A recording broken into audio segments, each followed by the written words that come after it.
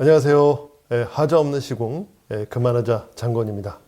지금까지의 영상은 대부분 건축주의 입장에서 주의해야 할 내용을 알려드렸어요. 예를 들어서 계약금을 전달할 때 선급금 지급 보증을 받아라, 공사이행 보증을 받아라, 하자이행 보증을 받아라, 이렇게 말이죠. 제가 이렇게 영상을 제작한 이유는 건축 시장에서 정보의 불균형을 해소해 보자는 취지였어요. 아무래도 시공사보다 건축주가 잘 모르기 때문에 건축주에게 좀 더 도움을 드리고 싶었던 거죠.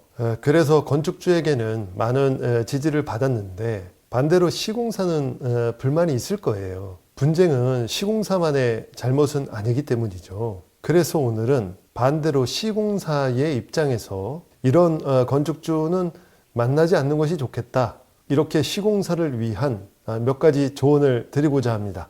첫째, 건축비를 많이 주겠다는 건축주를 조심하라. 정상적인 건축주라면 합리적인 공사 비용을 지불하려고 합니다. 지금의 건축주는 매우 똑똑하다는 것을 인지해야 합니다. 지금은 미국 하버드 대학의 자료도 얼마든지 다운 받아볼 수 있는 세상입니다. 등록금 내고 미국까지 가서 공부하지 않아도 강의도 들을 수가 있고 자료로 받아볼 수 있습니다.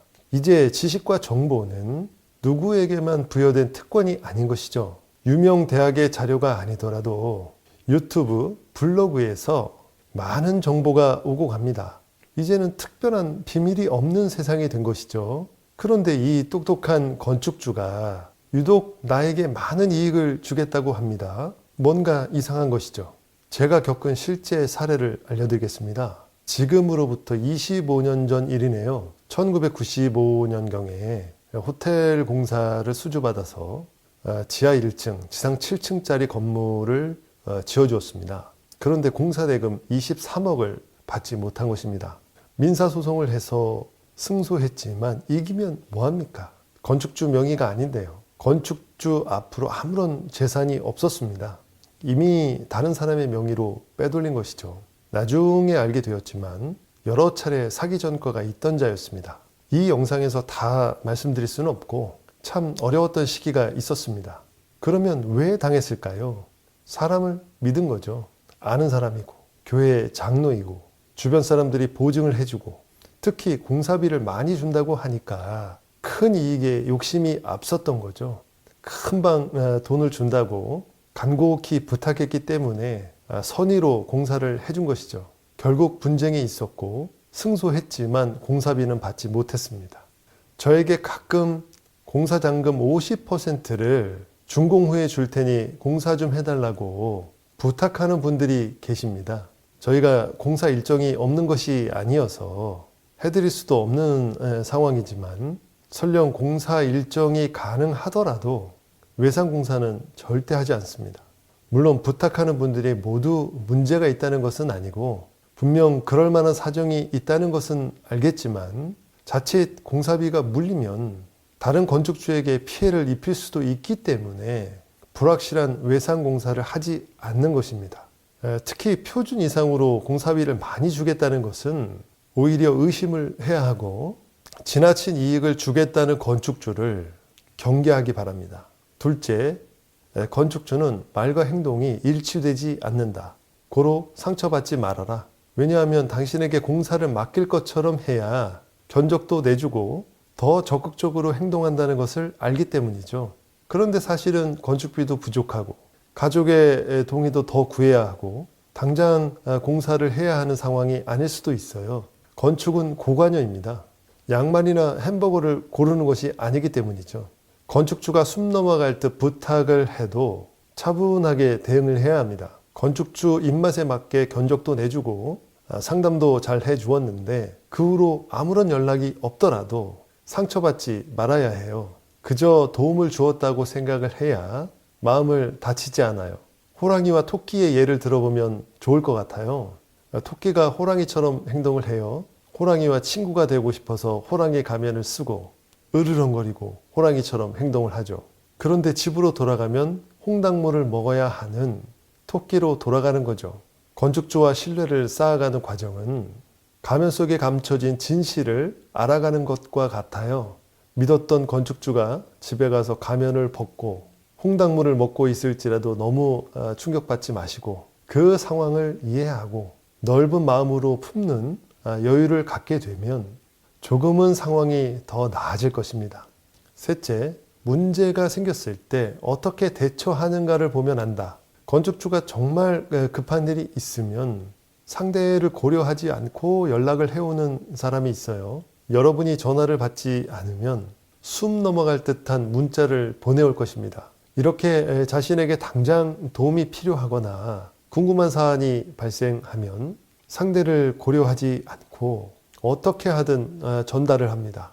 반대로 시공사가 급한 사정이 생겨서 건축주에게 연락을 하면 자신의 기분에 따라서 받기도 하고 연락을 끊기도 하죠. 자기 자신밖에 모르는 사람이고 자기 중심적인 사람이죠. 상대 입장을 전혀 고려하지 않습니다. 이런 사람은 신뢰하기 어렵습니다. 어떻게 보면 가장 위험한 사람이에요. 이런 사람은 당신의 사정을 절대 봐주지 않을 것입니다. 이런 건축주와는 처음부터 엮이지 않는 것이 가장 좋을 것입니다. 넷째, 다른 시공사를 험담하거나 욕하는 사람을 조심하라. 건축주는 최소한 두세 곳 이상의 시공사를 만납니다. 단번에 계약하지 않습니다. 건축은 고관여라고 말씀드렸죠. 그런데 유독 다른 시공사를 욕하거나 험담을 하는 건축주가 있습니다. 들어보면 정말로 시공사가 문제가 있다고 판단되는 경우도 있습니다. 그러나 대부분은 무언가 건축주 마음에 들지 않았던 것이죠. 가장 흔하게는 공사비가 비싸다는 것이죠. 결국은 돈 문제입니다. 공사 단가가 적정하였다면 험담하지 않습니다. 이런 건축주 역시 조심해야 합니다. 건축주에게 이익이 생기지 않으면 돌변해서 당신을 공격할 가능성이 높습니다.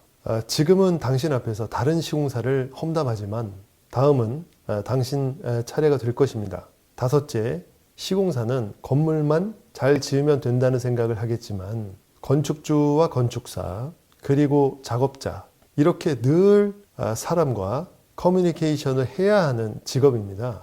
사람을 상대하는 직업은 곧잘 마음이 피폐해질 수 있습니다. 건축주와 작업자들 관계에서 시달리고 마음의 상처를 많이 받고 자책도 하고 그러다 보면 내면을 갉아먹는 경우가 있습니다. 시공사는 건축주의 공사 문제를 해결해 주는 것이 직업이기 때문에 건축주를 대신해서 공사하면서 10년 늙는 것입니다.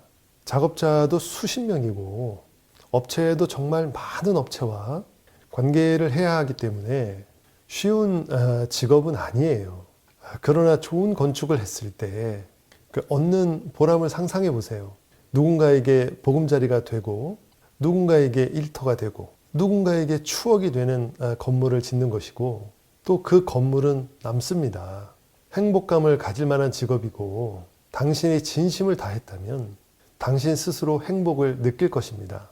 자, 이렇게 오늘은 시공사를 위한 몇 가지 조언을 드렸습니다.